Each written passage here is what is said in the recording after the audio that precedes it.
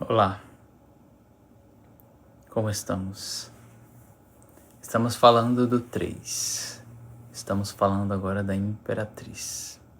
Vou trazer agora alguns exemplos mais práticos ainda para poder ilustrar a Imperatriz ainda mais. Nós podemos entender a Imperatriz, nós podemos entender aqui o 3 como a função mãe do Self. O que eu quero dizer?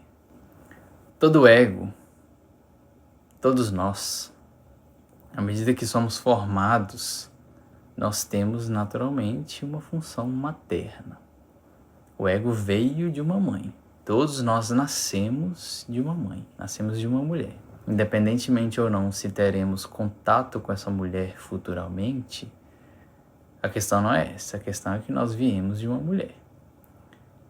Quando nós nascemos, a nossa criação primeira é a partir dessa função materna. A criança precisa do alimento, precisa dos cuidados, ela precisa de toda essa atenção porque ela não sobrevive sozinha.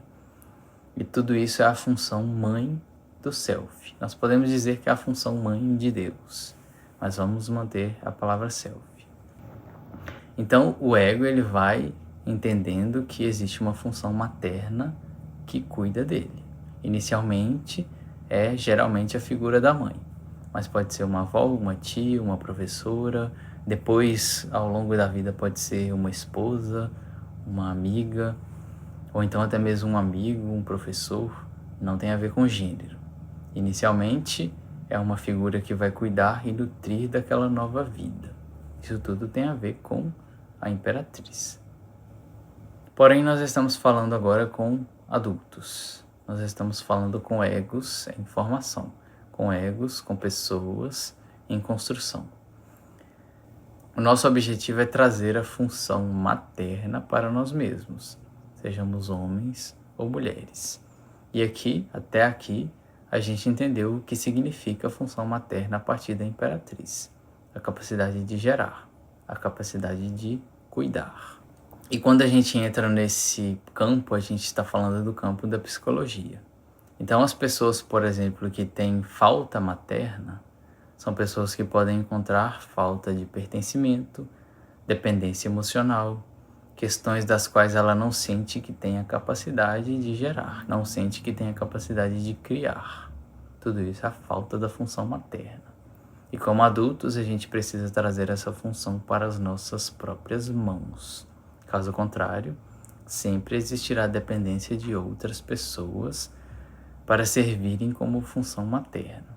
E geralmente, aqui a gente encontra questões muito comuns de serem vistas de pessoas que, mesmo adultas, possuem uma grande dependência da figura da mãe. Mas a figura da mãe ela tem como objetivo nos dar a vida, nos nutrir inicialmente, e quando o ego já estiver formado, quando nós já estivermos adultos, a gente precisa pegar o que a gente aprendeu dessa mãe, dessa função materna, e fazer por nós mesmos. Não ficar esperando e depositando essa função materna fora. Claro que não é tão simples, claro que não depende apenas da nossa vontade. Algumas questões precisam de elaboração profunda, de investigação profunda, mas tudo isso, ainda assim, é papel do ego, é papel de cada um de nós. Então, sem essa função materna bem desenvolvida, com a falta materna, com a carência materna na nossa vida, a gente pode sentir que nós não temos a capacidade de fazer, de criar. A gente pode buscar essa completude, essa parte em outra pessoa. A gente pode sentir que a gente não merece algumas coisas. Tudo isso devido a uma falha na função materna do ego. Então aqui as coisas ficam ainda mais complexas porque a gente precisa levar em conta que o ego encontra a si mesmo, percebe a si mesmo no 1. No 2 ele encontra com o outro, com o que é diferente dele. No 3 ele precisa desenvolver e cuidar de si mesmo como mãe de si mesmo, independentemente do ego ser um homem ou uma mulher. Aqui nós estamos falando de função estrutural da psicologia. A gente não está falando necessariamente de questões externas. Para o nosso cumprimento de propósito espiritual, qualquer tipo de dependência externa limita o nosso caminhar. Então, uma pessoa que quer um desenvolvimento espiritual, que quer lidar com questões espirituais na própria vida, ela precisa lidar também com questões maternas. E a questão materna ela pode ser pela falta, ou ela pode ser pela suficiência, da qual a gente sabe e consegue se criar, se cuidar sozinhos, ou então ela pode ser também pelo excesso. Então o excesso pode nos ensinar passividade, falta de ação no mundo, falta de autonomia, esperar que tudo venha às nossas mãos. Isso tudo pode representar um excesso de função materna no ego.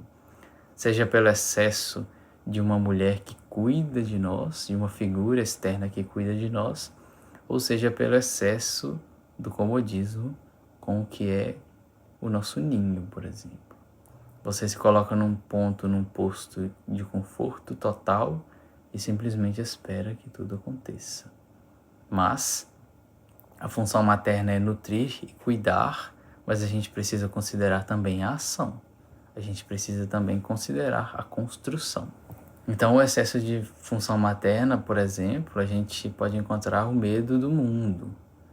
Aquela criança, por exemplo, que tem um excesso de cuidado da mãe, uma criança que recebe tudo nas mãos, pode ser uma criança que não tem coragem de lidar com o mundo. Uma criança muito tímida, muito fechada. E isso também é visto em adultos. Pessoas que têm medo do mundo.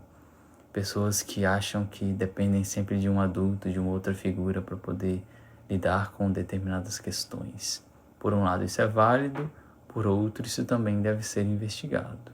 Caso contrário, a dependência emocional, ela estará presente e dependência emocional é um sinal de que algo precisa ser reestruturado. Nesse caso, a função materna. Então a gente encontra a mãe aqui tanto como a nutridora da nossa vida, mas também como a bloqueadora da nossa vida.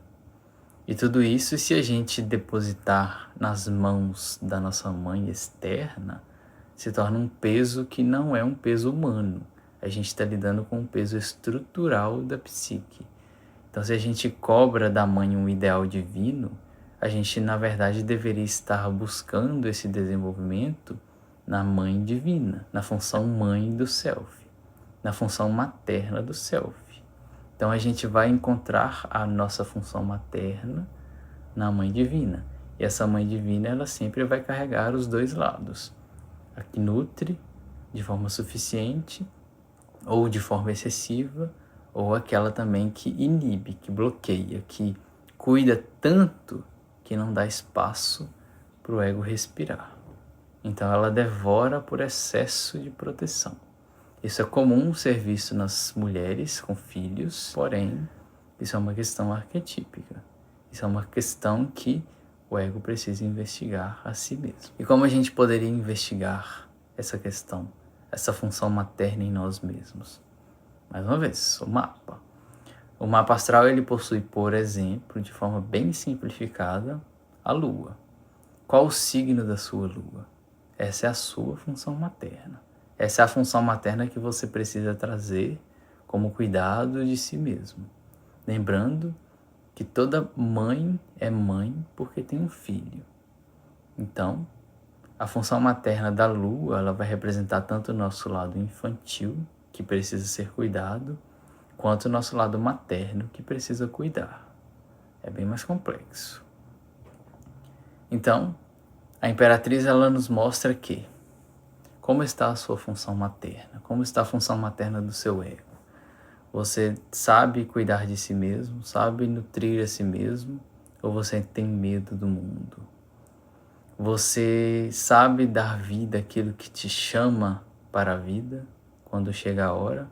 Ou você se reprime por excesso de crítica, com medo de como aquela criação vai ficar?